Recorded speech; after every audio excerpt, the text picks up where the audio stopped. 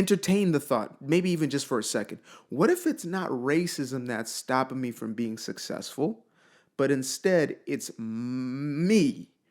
I am in the way of my own success. Now, this is a question that I had to ask myself a multitude of times throughout my early to mid 20s, right? When I was getting out of this radicalized mentality that I realized was keeping me stuck. It was keeping me in a perpetual loop of broke, dusty, and disgusty, if I really want to get down to the nitties of the gritties, right? I found myself in a place I did not want to be. And I was running out of places to blame. Like I blamed my parents for long enough. That wasn't really working out because now I'm an adult. I blame the culture, society. I blame the system. I blame Illuminati, the elites, etc. That kind of ran its course. But racism was the one that was being pushed. It was being touted. We're talking about 2014 to 2016, 17. So it's like it was so easy to pin things on the system and racism and inequity and injustice, etc. Right? And so I did. I did exactly that. I did as I was told. I blamed the system and I blamed the system until I could blame the system no more. Not because it's like because people weren't telling me to do so, but because I was broke, dusty, and disgusting. I was in a place I did not want to be.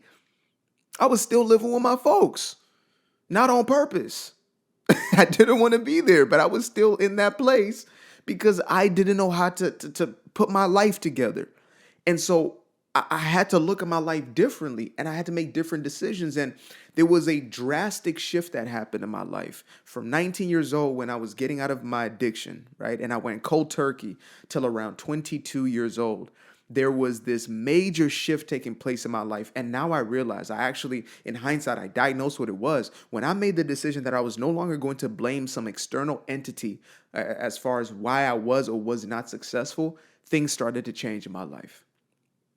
Literally. I mean, I'm talking about the moment that I made that decision is when everything started to shift on itself. Now, it didn't change overnight because there was still so many lingering beliefs that wanted to project my responsibility onto others.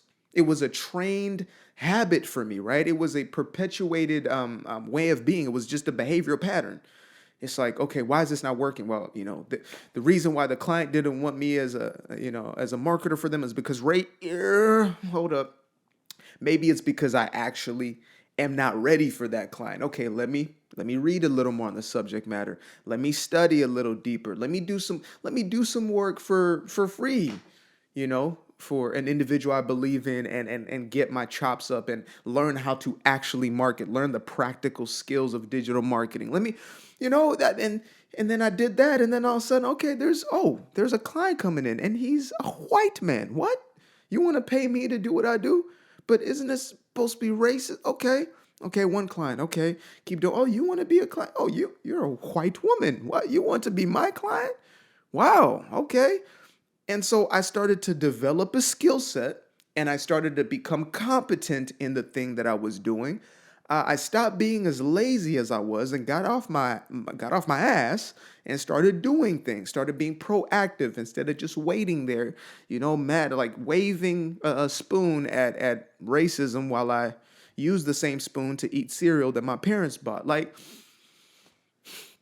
I started to shift my perspective on whose responsibility it was to change my life, which in 2024, to one group of people sounds like freedom and liberation, and to the other group, it sounds like injustice. It sounds like white supremacy. It sounds like inequity. It sounds like the problem.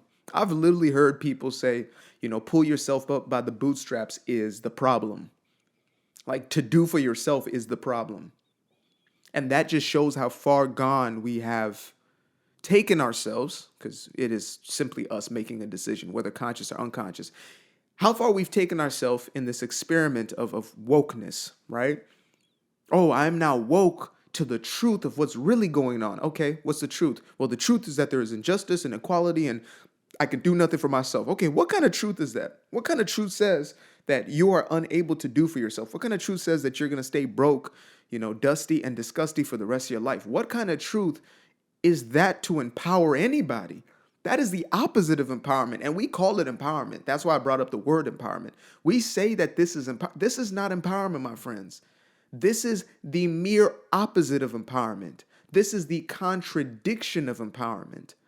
To be empowered is to have autonomy over your thinking and your acting. You have agency over yourself. And you're not ruled by your emotions, but instead you use and understand your emotions, and you fuel and channel those emotions into the endeavors that you desire, into the outcomes that you want in your life. Not being controlled by the triggers and the offenses that you're taking based upon what you were told to be offended about, what you were told to be triggered about. Racism is a belief system, right? The average person would say, yeah, there is no race that is better than another. So it's obviously rooted in our psyche and our consciousness, or our unconsciousness in some cases. It's an ideology. So the individual who is so fixated on racism is either in a place of insecurity or inferior, or I was going to say superiority, but there's a Freudian slip right there, because both of them are really rooted in the same thing. It's all insecurity. If you believe you're better than another race, it's a form of insecurity. It's actually because you believe you're lesser than. It's like an individual who is always talking about how great they are or how terrible other people are in order to make themselves elevated in other people's eyes. It's the same thing. So when you're bringing somebody down, when you're elevating yourself, it is a sign of insecurity, inadequacy. You have to raise yourself up by using as much as this as possible, as opposed to actually producing, you see? Because producing is difficult or is hard, and doing this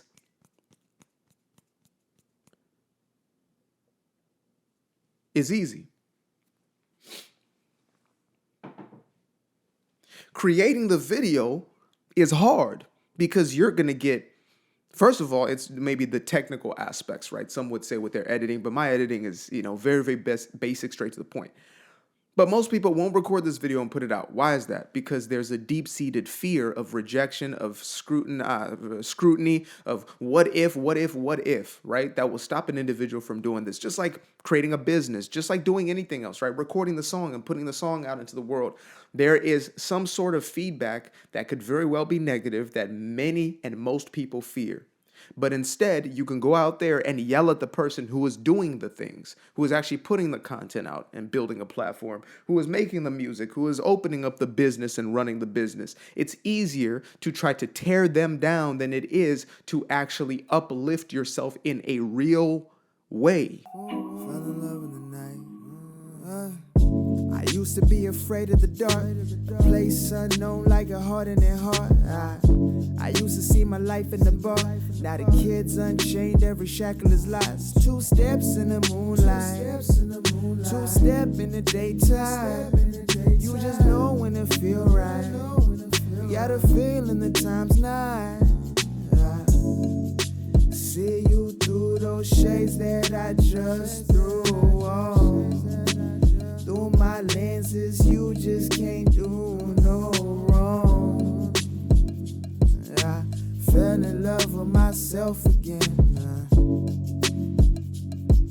I fell in love with myself. I fell in love with the sunshine. I fell in love with the light. I fell in love with the full moon. I fell in love with the night. I can see the light again. I can see the light. You can see the life in him illuminate the night. I know the time is taking. A 3, 6, 5, that's a full rotation. I see you looking up. You know them constellations.